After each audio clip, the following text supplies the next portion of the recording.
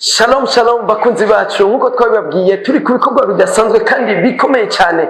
Uyu ni umwaka wo kuja imbere, ni umwaka wo gukomera, ni umwaka wo kwaguka gose. Nkuko twabibemereye tuvuye Igitega tugeze mu gisagara ca Bujumbura aho tuje kugira ikiganiro n'umukozi w'Imana Prophet of Jesus Joshua. Rero mugumane natwe biturunganwe rutananirwa, urunganwe tera ruja imbere. Behind camera Bobo Homi.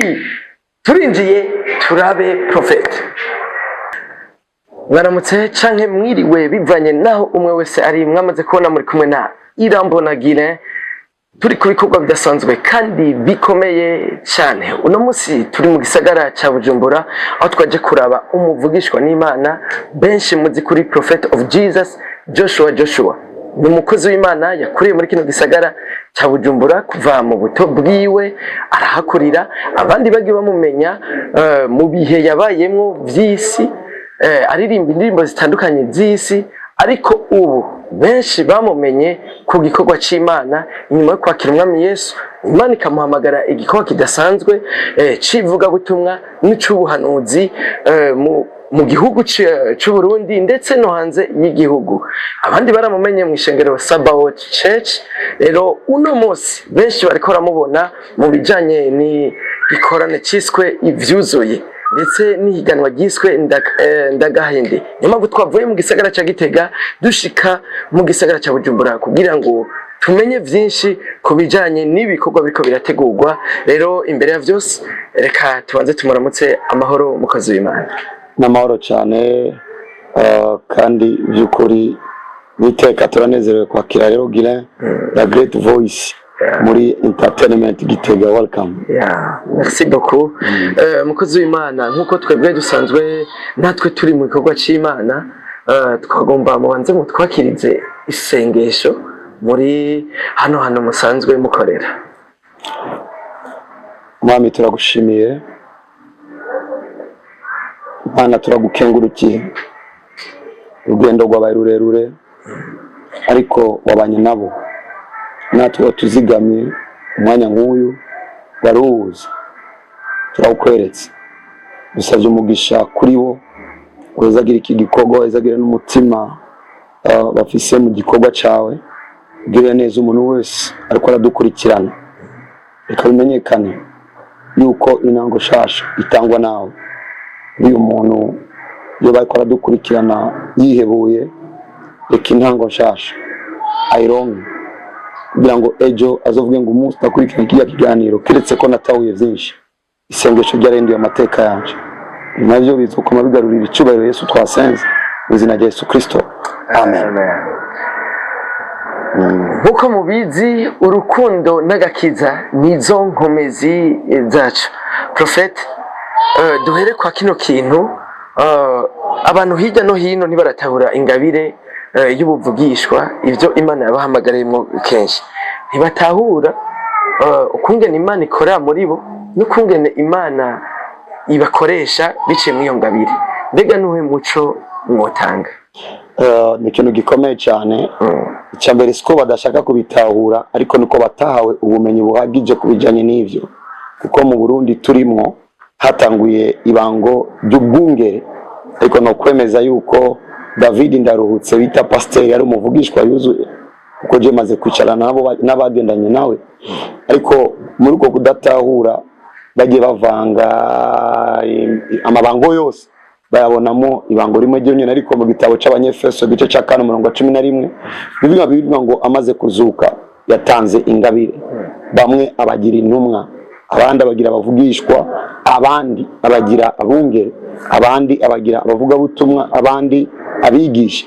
Uwagize bamwe abapastori niwe yagize abandi abavugishwa. Mu ncamake byose bihagaze kuri Yesu, yagize umwiki n'undi kiriya, amabiri kacibandanya ngo bose yabakoze kugira ngo barere ishengero rishike muri maturite mu gukura. Ni ingabire Yesu yashizeho, cyangwa imihamagaro, amabango Yesu yashizeho kugira ngo ashobore kurera ishengero ryiwe. Rero igituma bigorana gato gutahura kubijanye n'iri bango ry'ubuvugishwa, icyambere nuko hari umurongo uvuga muri Bible ngo kera Imana yavugishije mu Baheburayo, yavugishije abasogokuruza bacu biciye ko bavugishwa, ariko ubu ngo yavugiye muri Yesu Kristo. Ni Bibiliya, ni Paulo yagomba yerekane icyo Yesu ari bivanye n'abo Buraya ariko arandikira, kuko uvuze gutyo kivuga ngo n'abapastori ni bariyo, ariko wagize bamwe abapastori niwe yagize abandi abavugishwa. Icyo ni kimwe. Kindi, abavugishwa ba kera bose bavugishwa kuri Yesu ategerezwa kuza, ariko bavugishwa bubu umuntu acayibaza none bo bajejwe iki? Twerekana Yesu amaze kuza. Icyo ni kimwe. Cya kabiri, ijambo umuvugishwa riragutse cyane. Uzokumva amakuru avuga kuri Samuel yuko yari kamenyi, mu Cyongereza bamwita Sia, umuntu abona amashusho kugira ngo avugishwe. Abandi nabo bitwa bavugishwa abanabii, abantu bakira amajwi kugira ngo batange prophecy. Ugiye ukaraba rero muri histoire ya kahise, uza kubona ko ivyo bari bafise n'ivyo dufise. Ukagenda rero mu gitabo cya Hosea 12:13 gutyo, biciye kumuvugishwa n'Imana. Imana yakuye Isirayeli muri Egiputa, aho baravuze role, nibavuze ko yagiye akababwira muvukira aho witwa kanaka. Biciye kumuvugishwa Imana yakuye Isirayeli muri Egiputa. Egiputa y'uno munsi na maboko y'abadaimoni. Abavugishwa bafise role yo gukura abantu mu maboko y'abadaimoni ni Egiputa, n'abadaimoni banse ko barekura. Rero ni ikintu cagutse, biragoye cyane ko umuntu abitahura ku munota umwe. Ariko kandi ikindi gituma haba ingorane nuko kuri ribango gikivugishwa gitwa ibango ariyo nico biti ingabire yo kuvugishwa. Iyo ngabire rero ishobeye kuba no kwifarasi, kuko igihe cha Balaam urabona neza ko ifarasi ari yatanze prophecy. Iyo rero nico bita gift. Kubera ko rero bivanganya ari cyo bita ingabire no muri mu gitabo cha Bikorinto 12 aho bavuga ingabire gift. Biratandukanye n'amabango. Ibango ni ministry mu Cyongereza, ariko gift mu ngabire bamwe bahawe ijambo ry'ubwenge, ijambo ryo kumenya, ukwizera, gukiza indwara, ibitangaza, kuvuga mu ndimi, gusigura indimi, kurobanura impwemu, hamwe no kuvugishwa ni a gift. Rero kuba birimo ibango na gift birabagora abantu bicaye banabishasha. Gift ni ikintu umuntu yorengana ngaho kwibara agatangura kuzuzwa. Ibango ni office, ni biro nicaramo, fise role yo gukomeza kubaka, kwirura no gukomeza umubiri wa Kristo cyane cyane kugira ngo bakure, kandi biriremeza yuko hatari yerekwa guhangare bajyamaze kononeka. Rero Imana ivuga tegerezwa kugira n'abayivugira. Be muvyakira gute iyo abantu batandukanye harimo n'abakijijwe bavuga yuko muri abasatanista? Biragoye kwakira kuko sivyo nari niteguriye kwakira, ariko nca ngenda kuwa mbere babibwiye. Nigiki bobwira jewe kirengeye cyo babwiye Yesu nyoboka. Yesu avuga ngo nimba bagira guki giti kibisi bizogenda gute ku gisi 10 giti 10. Bisigira ngo munca makenda ndavyakira kuko Yesu yavyakiriye kuko ni wari muri jewe, kuko naye baramwise umukuru wa Beelzebul, umukuru w'abadaimoni. Bucumenya gusa babivuga ni bande. Abafarisayo cumenya kumbe ariyo n'abafarisayo muri kino gihe. Cubashira muri classement yabo nawe nyene. Yego. Ibi nainde bibabajije kubera arico gikorwa arico nahamagariwe mukoreramwo, ugasanga hari ibibazo bitandukanye, twizera ko abantu baronse umuco ukwiye. Tuje ku byatumye dushika ahanye mu biro musanzwe munakorera tuvi Gitega, ku bijanye n'ihiganwa twabonye mwise ngo ndagahinde. Mbega ni bijanye n'igikorane ivyuzuye, mbega bitunganijwe gute? Murakoze cyane. Tukaba twiteze kubona Gitega yose nga twiteguye kubakira umugwa mukuru wa politiki, twiteguye kubakira muri no mugwa mukuru wa commerce na business. Muzoze naco muzoca mudugana n'ibintu birahari ngaho Bujumbura, kuko natwe tuduze Gitega tumanukana ibintu byiza. Nagomba mvuge gusa ko Burundi ari igihugu ciza. Mu ncamake hateguwe ico bita Ivyuzuye Award. Hama mu Vyuzuye Award vy'ubu hazotangwa imodoka. Iyo modoka rero tubaza ngo aka kamodoka tugahende. Bitunganije gutya. Bwa mbere hariho abasanzwe bazwi turabazi. Je nabajije ikibazo kugira ngo abantu bambire uwo twoyiha. Rero processes zose zimatanye na public nayo nitwoyishikira keretse abantu nkamwe muhura nayo kenshi mu buryo buri kuri internet, ku radio no ku ma TV. Twagomba abantu rero bandike muri kino kiganiro gahe kanaka uwo tworyoherwa tubonye abari Gitega batubwiye uwo twoga. Birumvikana rero ko abantu bazovuga amazina menshi, bazovuga n'abantu benshi muri iyo liste yose. Cha tuyifata rero tuyigarure mu bantu tuvuge ngo buba wabaririmbye mukorera Imana. Murabona abarundi bahisemo ko umwe muri mwebwe yo twari imodoka. Tugomba rero bije mu yindi ntumbero muraba mbega izo ari igikurikira bisigira ngo kubaririmbyi abumva ko bobandanya, abumva ko bo rero mu botogwa abantu bazi uwo batoye. Muri ico gihe tumaze rero kuronka iyo list, tumaze kwitanga ivuye mu bantu, tumaze kugira list yo kuvugana n'abaririmbyi bakavuga jereka mbandanye, mu bundi turatumye abaririmbyi kubiryoherererwa kuko bino bintu iyo ntari kubikora naco nari kuba gusa kubikora bifise inyungu cyane ku baririmbyi. Bivuze ko bazovyitabira hama tugaruye rero iyo list abantu kandi bazosubira batore rero mu buryo buri officiel, ariko ico gihe amatora yabo azoharugwa 25% muzo twari imodoka, hama azotangwa ibipapuro ku bapastori bamwe tuzobashira n'abandi bazotwandikira ngo nanje ngomba guparticipa mu gikorwa ciza, turamu envelope n'igipapuro kiriko list agaca krosha umwe, hama cyo turaba abatowe n'abapastori ba 25%, hama abandi bazotogwa n'abandi baririmbyi, hama abandi ni jiri, amuzo rero yatsinze kuri abo bose le seti bazo bari mu gikorane nk'abakozi b'Imana nk'abatumire mu gikorane bashaka kuririmba cyangwa bakacicaramo, ariko le 12 set niho bazohabwa iyo modoka muri programme yitwa umunezero w'ijuru kwisi, ari concert izobera kuri Source du Nil, aho uzatwo turaneze muri iyo concert nanje nzoririmba Chenganguko. Ikindi kibazo dufise nk'abaririmbyi ba gospel bo muri interieur mu ntara zo hagati bazwi cyane gusumba uko wabazwe ngaho i Bujumbura, ariko bariko barakora cyane ama evenement, bafise indirimbo mbere binabatwara uburyo bwinshi. Mbega nabo ako kamodoka bazokaronka?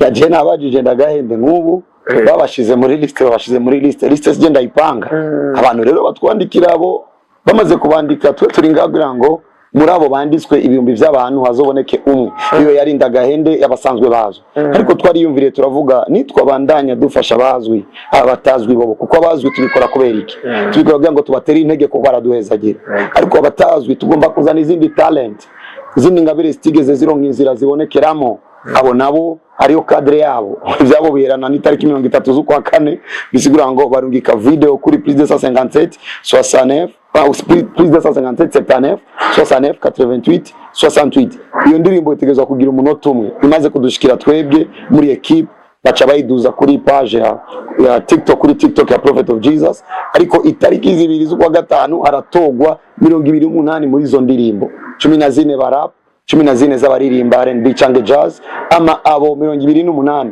batangure guhurira ku musozi buri wa gatandatu. Kubera iki kwa gatandatu? Kugira ngo abiga bige mu ndwi hagati, ama abakora bagende gukora, hama kuwa Mungu basubire mu mashengero yabo. Buri wa gatandatu bazoririmba havamo babiri, wa gatandatu wa nyuma w'ukwezi kwa gatanu hazovamwo batatu, donc tariki 9 tariki 16 tariki 23 ni bazoririmba kuko bazo bari ugwiganirwa kuri kwa kuvya makinga gihanga, ama tariki 30 basubire baririmbe, azo bavuyemo rero indwi barap n'indwi baririmba, hasigare indwi bace binjira muco bita kubamenyekanisha.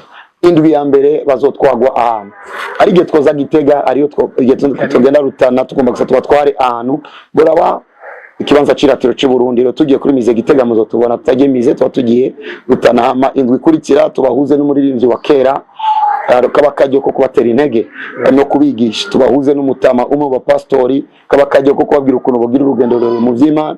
Hama indwi ya nyuma basora indirimbo yitwa ivyuzuye, abaraperi iyabo n'abaririmba iyabo, ama itariki indwi z'ukwezi kw'indwi bazo bari kuri terrain baririmbe, kuko nubwo ba mbere bazohura na public. Hama itariki 12 bobo bazohiganwa iminota 5 baca imbere y'abantu, hama bandi barurirwa amanota 70% na jury, iyindi 30% izoba acclamation ya public. Kuri uwo munsi rero azamenyekana uwa mbere muri bo baba rap, n'uwa mbere mu ba R&B, uwa mbere atware 2,500,000 n'undi wa mbere inatware 2,500,000, n'abandi bahabwa ubushimwe bace binjira muri kontra ndende aho azokogwa indirimbo 14, abo bose 14 audio video zimenyekanishwe zigigwe na album ya rap na album ya R&B. Hama izoba iya mbere muri izo kundwa cyane mu gihugu hose, n'ahandi inzira zo gukundwa tuzozimenya YouTube, Facebook, tuzumva amashengero ziririmbwa. Izo kundwa cyane nyeneyo azocatahana imodoka bisubira ngo inyuma y'amezi 7 cyangwa 9 amace dutangura indi yiganwa, kuko uzosohoka asohoka yakiriye abandi baje guhigana. Impamvu nari ndababaje kijya kibazo nuko dukunze kubona umuziki nga mu Burundi wubatse naho tworabiramwo umuziki bita w'isi secular music, hari ibintu vyagiye biravugwa ngo Buja Flava, aho kugira umurimbyi yemerwe bisaba kurinda kwinjira muri iyo system, utinjiye naho ugakumigwa. Mbega muri gospel music ho ubwo nta system nk'iyo muzova musanga mwakoreyeko? Icyambere cyo Buja Flava nari ndayirimo kuko n'abanyabujumbura baboneka cyane ico gihe, kandi umuntu wese akunda akarere aherereyemo wasanga bariko barayita Buja Flava. Ariko mu ncamake abayita neza ubayita umuziki ndundi, mu ncamake ni muziki w'ikirundi. Sinibaza ko twebwe twoza kuzana ivangura kandi ari twe tugomba duhuza abantu. Gospel, indirimbo yose ya gospel duhezagira tuyahenderanya umunezero, ahubwo twonezegwa n'abavumbuka hariya tutazi bashitse. Gusa ico gihe bigora ko amaradiyo menshi yari Bujumbura abantu babitahure, kuko ico gihe ko baravuga ivya Buja Flava, nanje nari umuririmbyi muri ico gihe. Indirimbo zari Bujumbura umuntu wese yakatira ino, wasanga umuntu asohoye indirimbo ruguru n'akajyo ko kwishikana ku radio yari igoye. Mu ntango ni byari byoroshe kugira ngo indirimbo y'umuntu ivuzwe. Je nibuka Wirisugu J nahengera amakuru mu Kirundi agomba guhera, ngaba ndi ku muryango wa Bonesha bagaturashira ku indirimbo, kuko n'umwanya abantu benshi bacu bariko barakurikira radio uko nyene ku yandi maradiyo. Umva ico gihe abi Bujumbura bategerezwa kuboneka, ariko ubu ndiko ndabona umengo ariko arabiminduka n'abandi bariko baratera imbere. Mbe ubwo muri jiri mwatunganije ntimwamwasizemwa abaha i Bujumbura gusa? Birumvikana ko muri jiri icyo turaba cyambere n'abantu babizi ko mu ndirimbo je nagomba nemeza abantu bose babirimo yuko ivyo kubona bibujumbura cyangwa atari Bujumbura atari yo zotuma atsinda. Sinyotegura ibintu vy'Imana, niteguriye kuzana mu mwijima.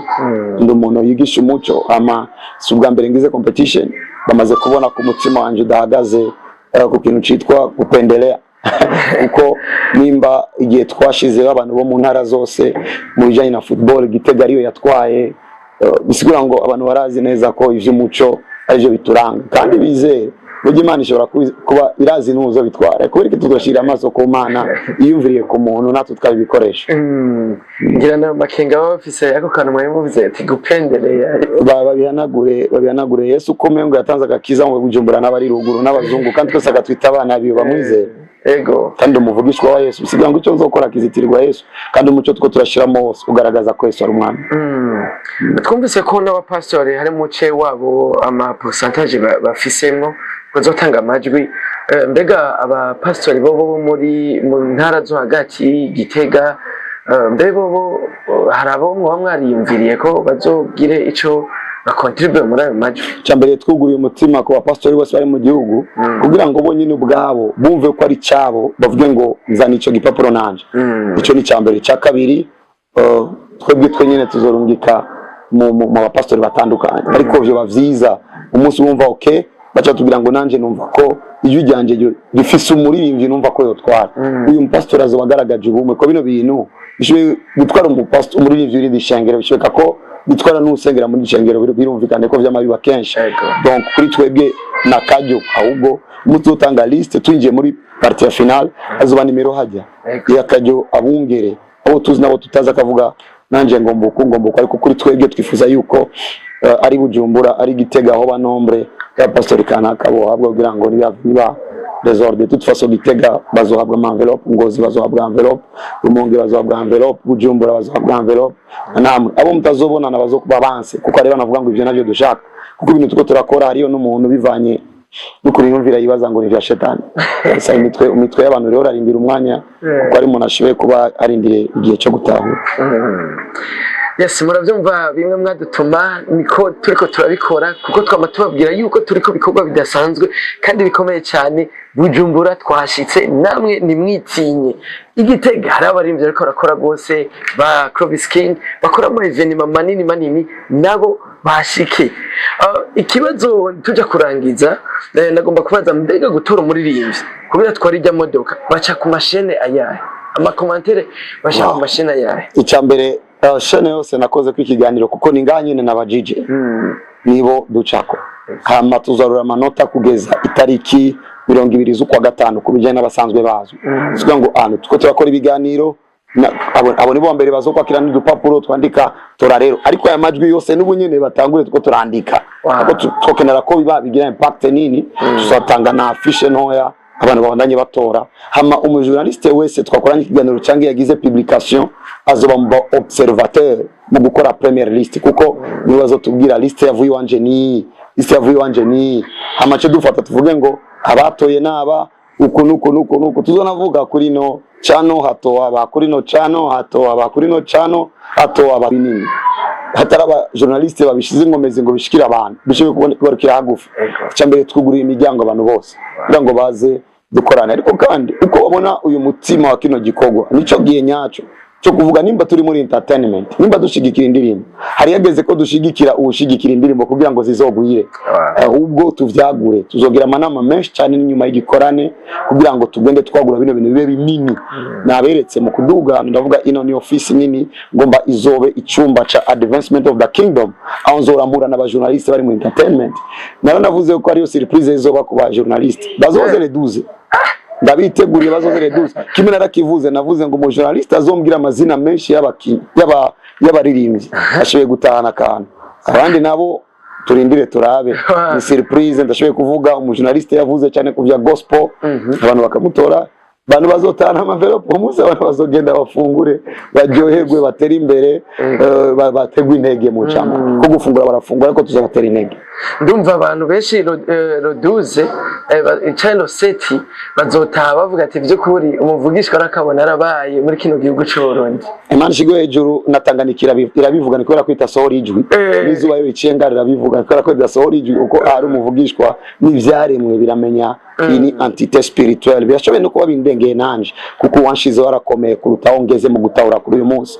ko buri munsi namambona bishasha kuri we ahubwo je ndabwiye umuntu le seti aze mu gikorane hariho vyinshi abantu benshi bazokizwa dufite umugambi w'abantu muri kuri Kristo biriko biraba kugeza ubu liste nini cyane n'ubu no kwereka abantu ko barakizwa liste tugeze ku bihumbi n'ibihumbi by'abantu turahiriwe rero Kristo ariko araronka benshi seti rero ni gikorane tomatumba n'abantu bava ruguru bazoze umunezero abakunda baririmbyi bose bazoba bari ngaho amale 12 umujournaliste azosibazo bayimye bazoze kuko bazoba surprise ku ba journaliste azo umwanya wa 30 minutes wa surprise ku ba journaliste mbega wa Kristo muri ngaha ninde mu journaliste muzika yavuze cyane gospel kanaka envelope igitega ikintu jeno shingiri ntahe no barandindiriye ama media arabishohiye banse kuvuga ibintu badafitiye umuco utomo Imana ishigwe hejuru bazobivuga gose akabazo kanyuma Prophete twitege ryari gikorane ca Prophete